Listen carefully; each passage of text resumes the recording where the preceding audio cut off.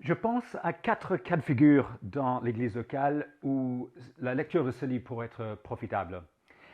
Euh, D'abord, malheureusement, il y a des désaccords qui surgissent et peut-être que c'est actuellement le cas dans l'Église locale que vous fréquentez.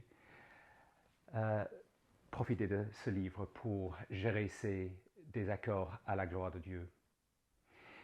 Mais pour empêcher que des désaccords inutiles surgissent dans nos églises locales, on peut développer une mentalité selon laquelle on trie convenablement ses convictions.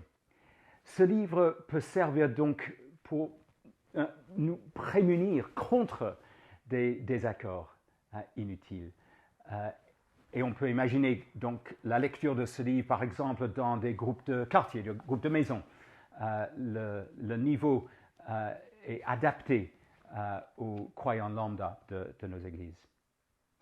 Ensuite, particulièrement pour les conseils pastoraux, les groupes d'anciens, les responsables d'église, les membres du consistoire, les personnes qui doivent prendre des décisions parfois difficiles, qui doivent décider quel degré d'importance attribuer à telle ou telle doctrine.